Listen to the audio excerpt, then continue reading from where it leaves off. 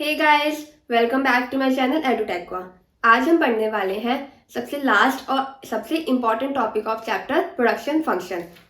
सो topic का name है law of variable proportion, जिसको हम LVP के नेम से भी जानते हैं।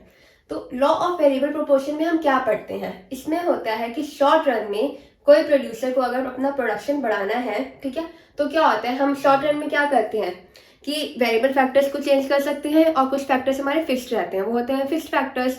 तो वेरिएबल फैक्टर और फिक्स्ड फैक्टर्स को यूज करके जो हमारे प्रोडक्शन का बिहेवियर है, प्रोडक्शन हमारा चेंज हो रहा है, हम उसके बिहेवियर को पढ़ते हैं। ठीक है, तो सबसे पहले हम इसके अजम्पशंस देखते हैं। पहला अजम्पशन है कि law of variable proportion always operates in short run. ये सिर्फ और सिर्फ शॉर्ट रन में ही अप्लाई होता है, लॉन्ग रन में नहीं होता, ये हम एज्यूम करते हैं। ठीक, second one is one factor input is variable. जो एक फैक्टर है वो क्या होता है, वेरिएबल होता है, जैसे कि लेबर, और लैंड हमारी क्या होती है, फिक्स्ड होती है। Third is all other factors are fixed, और लेबर के अलावा बाकी जितने भी फैक्टर्स होते हैं वो क्या होते हैं, हमारे फिक्स्ड फैक्टर्स होते हैं। Fourth is technology is constant. इसमें हमारी जो टेक्नोलॉजी होती है वो कांस्टेंट रहती है, क्योंकि अगर ये कांस्टेंट नहीं होगी तो हमारा प्रोडक्शन मतलब जो उसका बिहेवियर है वो चेंज हो जाएगा और हम अच्छे से उसको डिटरमाइन नहीं कर पाएंगे।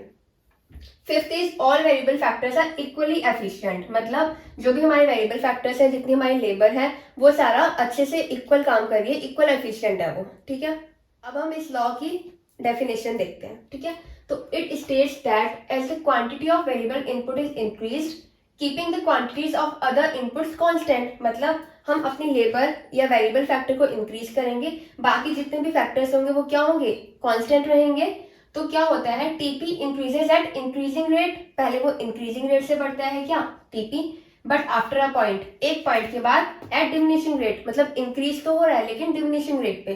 अब इंक्रीजिंग रेट और डिमिनिशिंग रेट क्या होते हैं, इससे लास्ट वाली वीडियो में मैंने इसको बहुत अच्छे से एक्सप्लेन किया है, तो आप वो वीडियो देख लेना।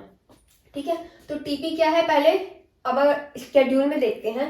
स्टार्टिंग में टीपी क्या कर रहा है, बहुत तेजी से बढ़ रहा है। वो हमें कैसे पता लगा, एमपी को देख के, कि पहले बीच में डिफरेंस मतलब 10 का था, एकदम से क्या हो गया, जैसे ही मैंने लेबर को इंक्रीज किया तो मेरे जो टीपी है वो 20 यूनिट से इंक्रीज हो गया। इनके बीच का डिफरेंस क्या है, 20 यूनिट्स का। ठीक, तो पहले तो टीपी बहुत तेजी से बढ़ गया, फिर जब मैं जैसे जैसे लेबर इंक्रीज कर रही हूँ, मेरा टीपी इंक्रीज तो हो रहा है।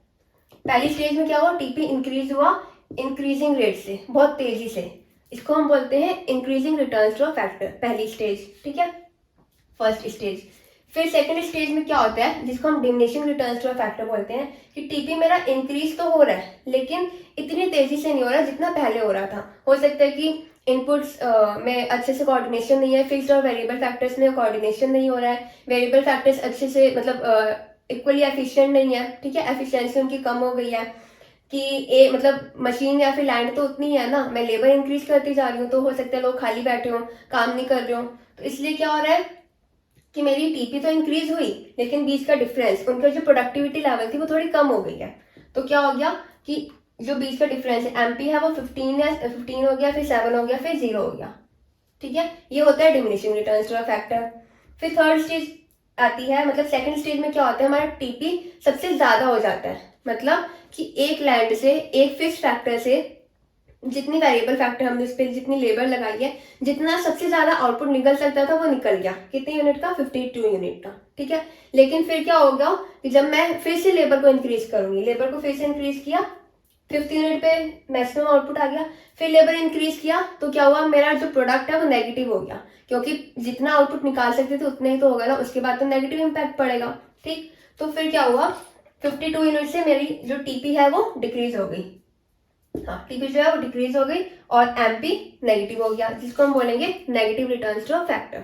ठीक है, तो अब इसका ग्राफ देखते हैं। देखो ये नीचे यहाँ पे है वेरिएबल फैक्टर्स और यहाँ पे टीपी एंड एमपी। ठीक है, तो जैसे जैसे हमारे वेरिएबल फैक्टर्स, हमारी लेबर इंक्रीज हो रही है तो क्या हो रहा है, टीपी पहले इंक्रीजिंग रेट पे बढ़ रहा है, मतलब बहुत तेजी से बढ़ रहा है। ठीक है, ये जो है इंक्रीजिंग रेट का है। ठीक, टीपी इंक्रीज हो गया, जब टीपी यहाँ पे इंक्रीज हो गया उसके बाद इंक्रीज हो रहा है लेकिन थोड़े कम रेट से, डिमिनिशिंग रेट पे, तो क्या हो गया, थोड़ा धीरे धीरे इंक्रीज हो रहा है, तो ये यहाँ से यहाँ तक पहुंच गया। ठीक है, जब टीपी अपने मैक्सिमम पॉइंट मतलब 52 पे है, यहाँ पे मैक्सिमम पॉइंट पे पहुंच जाता है, उसके बाद टीपी डिक्रीज होने लग जाता है। ठीक है, अब इसके ही करस्पॉन्डेंस में हम क्या देखते हैं, एमपी की वैल्यू देखते हैं। टीपी इंक्रीजिंग रेट पे इंक्रीज हो रहा था तो एमपी हमारा इंक्रीज हो रहा था, ठीक है। एमपी सबसे ज्यादा मतलब इंक्रीज हो रहा है, ये पहली स्टेज की बात हो रही है और ये सेकंड और ये थर्ड, ठीक। एमपी इंक्रीज हो रहा था। अब यहाँ पे सबसे ज्यादा एमपी कहाँ पे है, 20 पे है, मतलब जब हमारी पहली स्टेज खत्म हो रही है तो एमपी सबसे ज्यादा है, अपने मैक्सिमम पॉइंट पे है, ठीक है। फिर जब हमारा टीपी डिमिनिशिंग रेट पे इंक्रीज हो रहा है तो एमपी क्या हो रहा है, डिक्रीज होने लगा। एमपी डिक्रीज हो रहा है और एक लेवल पे आके वो जीरो हो गया। एमपी जीरो कब है, जब हमारा टीपी सबसे ज्यादा है, सबसे हाईएस्ट लेवल पे है अपनी।